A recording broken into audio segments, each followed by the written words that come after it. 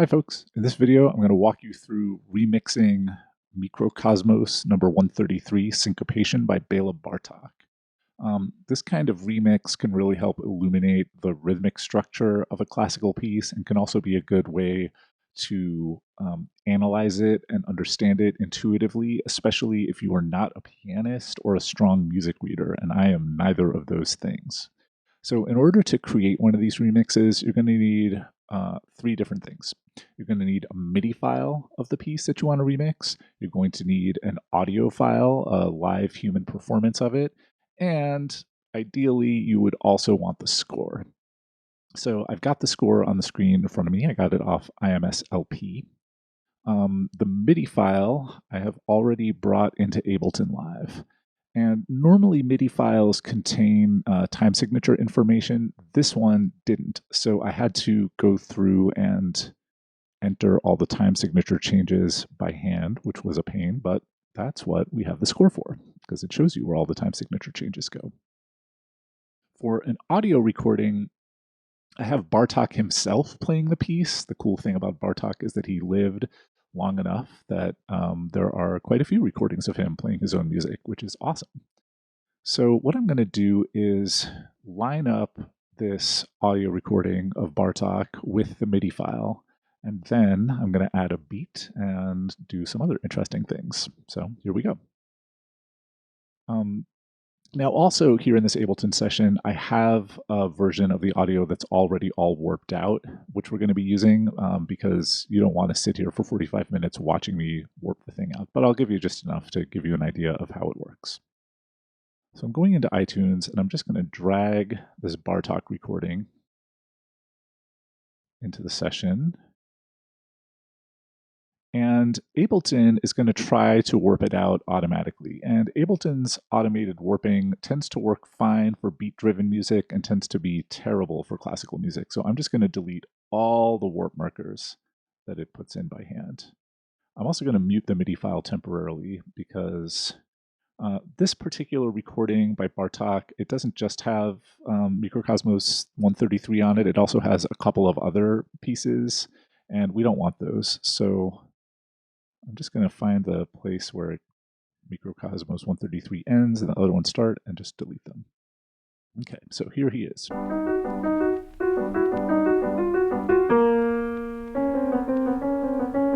right, there's the audio. I'm just going to label it audio unwarped.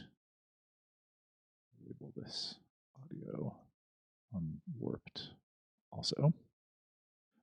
Let's also, just for fun, listen to the MIDI file. I put an electric piano on there just so we have something to listen to. So the next thing that I'm going to do is line up the audio with the MIDI, because right now they are kind of lined up, but not very exactly.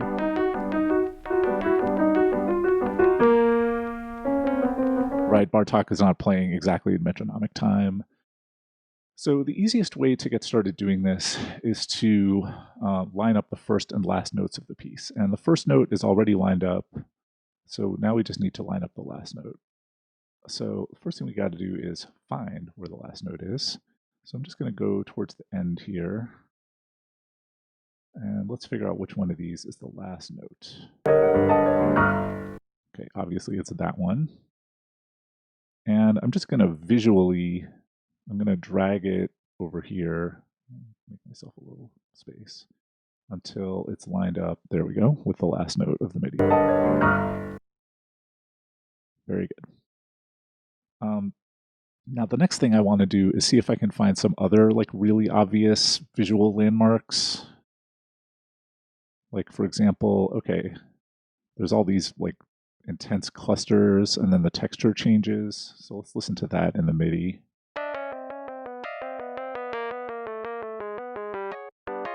And I'm going to find that same spot in the audio.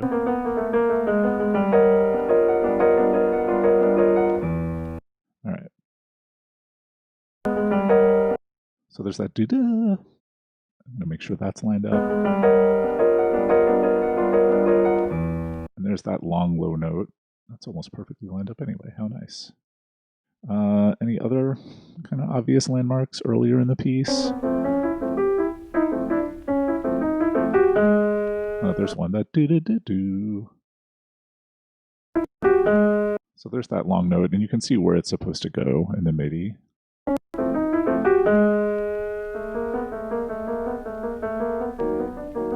There's that do-do-do-do. Yeah, you can see that that's supposed to be there. To get this dialed in a little bit more exactly, it would be helpful to have something rhythmic to compare it to. You can use the live metronome for this. I do not like doing that. I don't like how it sounds. I would rather just use like a nice beat. And before we get into a complicated beat, I'm just going to put in like quarter notes on a kick drum, on a 909 kick drum. So I'm going to make a MIDI track. I'm going to put it up top here. I'm going to call it 909 kick.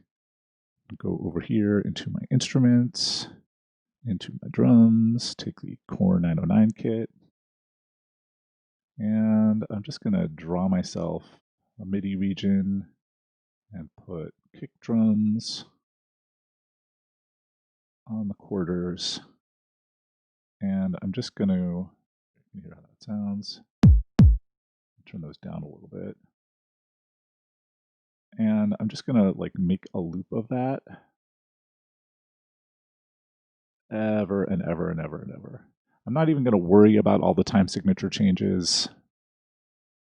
Just want to have like a simple metronome.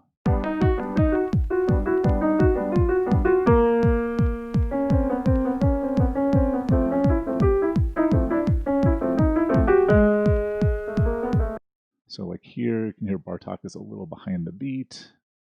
Unfortunately, I mean, the time signature changes in this piece are quite complex, but the basic da da da da da da da da da da da, right? Like, it's pretty simple. You can kind of see where the notes are and just kind of see where they line up with the grid. Da da da da da da. Yeah, he's rushing a little bit there. Da da da da. Where's that note supposed to go? Da da da da. Maybe there. Right, and if I'm ever not sure how something is supposed to sound, I can always check it against the MIDI. Da, da, da, da, da.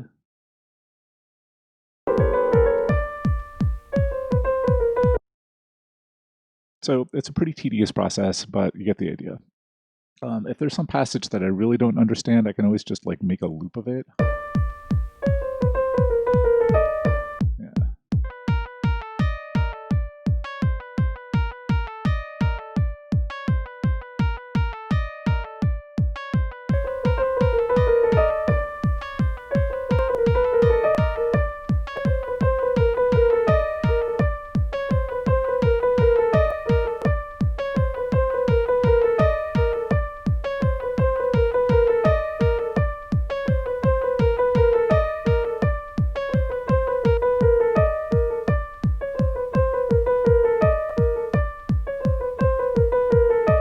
And the cool thing about this is just in the process of getting this warped out, you end up listening to these passages repeatedly many, many, many times. And it's a really good way to just like drive the piece deep into your subconscious, into your kind of intuitive musical understanding, which I think is, yeah, it's super valuable. So the point here, it seems like what I'm doing is just like steamrolling all the human expressiveness out of Bartók's performance. And I mean, that is what I'm doing. But once I've done all this warping, then it's possible to have the tempo follow Bartók's performance rather than forcing Bartók to follow the tempo. So I'm going to take you now over to the version of this that I warped out ahead of time. You can see I haven't put every single like piano note on set onto the grid, but most of them. Let's get rid of the unwarped version. Let's pretend 45 minutes have gone by and I've really done this carefully. So now what I can do is make Bartók the tempo leader. And so now, check it out up here. The tempo is going to automatically follow Bartók's performance. Oops, let's unmute Bartók. Can you hear the kick speeding up and slowing down?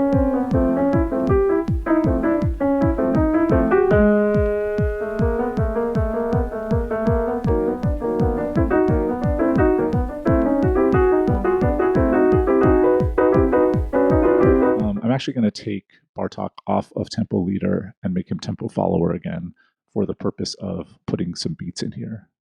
But it is interesting to see, like, what tempo should I set this at? Like, he seems like he kind of averages about 168, and that's certainly what the MIDI file is set at, but, you know, there's a lot of variation in here. All right, anyway.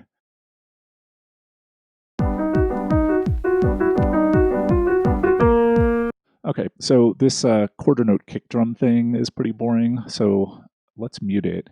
And instead, I'm going to put in a much cooler break, a much cooler drum beat, which is the Amen break from Amen Brother by the Winstons. It's in my favorite loops folder. I use it a lot. A problem we're going to have with the Amen break is it's 4 bars of 4, and Bartók he's got a bar of 5, a bar of 4, a bar of 5, a bar of 4, a bar of 5, a bar of 4. And it doesn't just neatly alternate 5 and 4 either. Now we got 3 bars of 4, 3 bars of 5, then we got a bar of 3 in here. So the question is, how are we going to make the 4/4 Amen break line up with all these time signature changes? So first thing I'm going to try is not lining it up. I'm just going to like brute force loop it across the entire duration of the thing, and the boundaries of the Amen break are just going to go in and out of sync with the bar lines however they happen to fall. Let's just see how that sounds.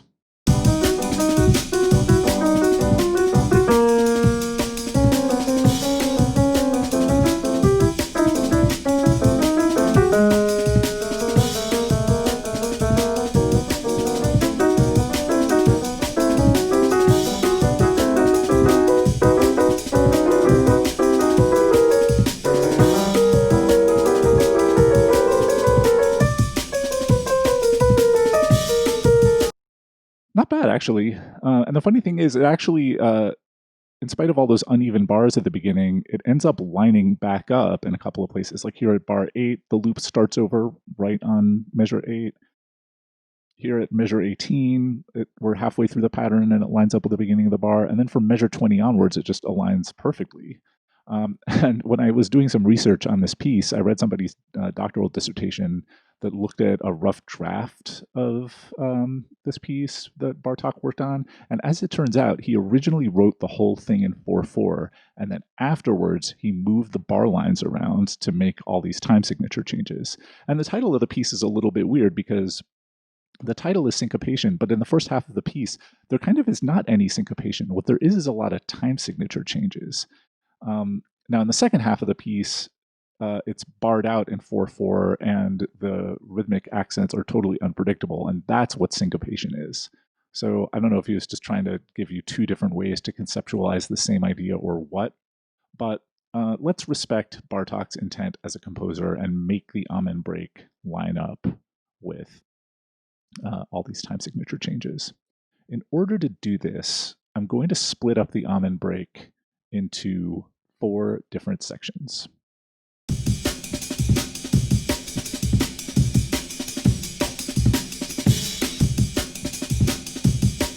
So it's there are these like 4 little phrases, each of which is a bar long.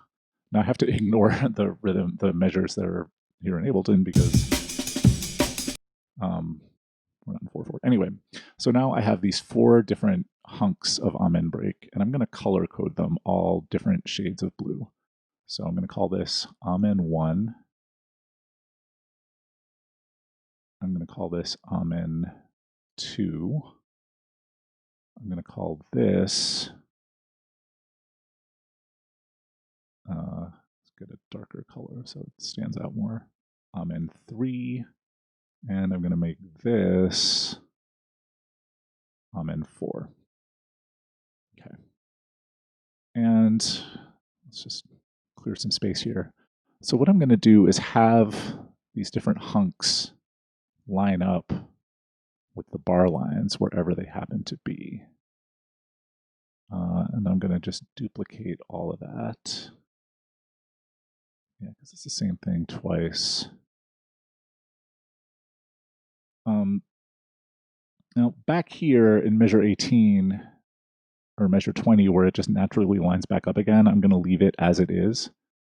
But yeah, let's just listen to all of this. I'm going to unsolo it so we can hear Bela Bartók again.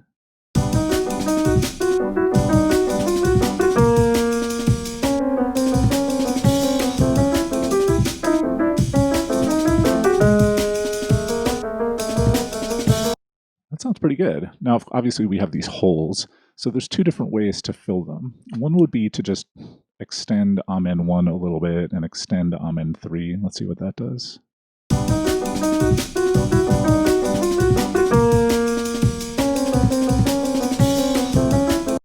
Sounds pretty good.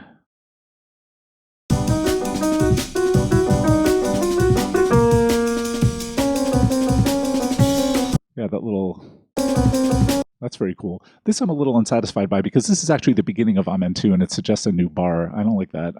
What I'm gonna do instead is just move the beginning of Amen 2 back a little bit. I'm gonna split it.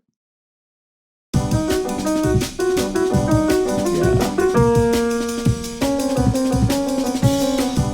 Ooh, that is hit. All right, so this exact thing happens twice. So I'm just gonna duplicate it. All right, and then at measure 9, we're back to Amen 1. We're in 4/4 for a little while here, so I'm just gonna like take Amen 2, put that there. All right, now we got another bar of 5, so I'm gonna take Amen 3. And that's already 5 beats long. Now I'm gonna take Amen 4. And now we have a new problem because Amen 1 is going to start over here at measure 13, but we got to fill this hole. And we got to fill both these ones. I'm just going to, drag Amen 1 back over. Yeah, that's very cool. And here we're going to have Amen 2 starting here, and I'm just going to drag this backwards.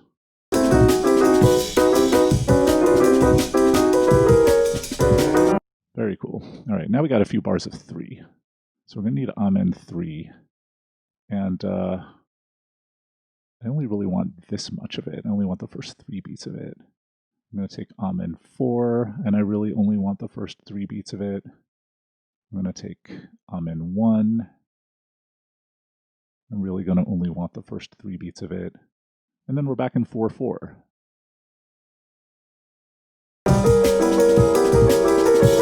Ooh, that's awesome. This transition is a little jumpy.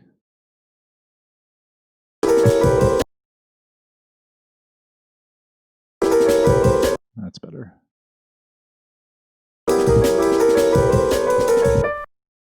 All right, and now we're just back in 4/4 for the rest of the piece. So I'm actually just going to drag this regular original default Amen to fill the gap. And there we go. We now have a beat for 133, Mikrokosmos, Syncopation.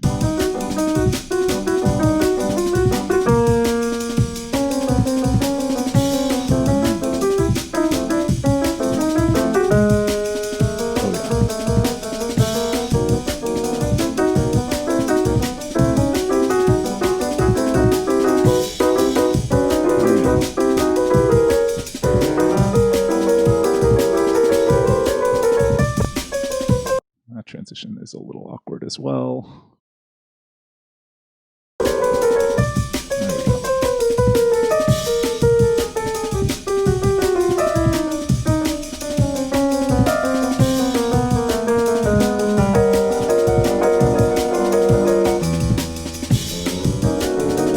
All right, so now let's just figure out how to end this thing.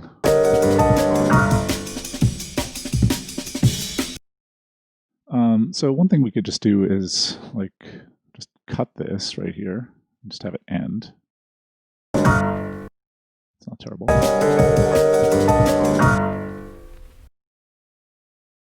Yeah, I'll live with that.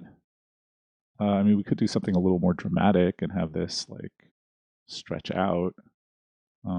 Just double the tempo and make it slower. Let's see how that sounds. Of course, now it doesn't line up with the time anymore, but I can force it to. Cool. Even make it slower. this.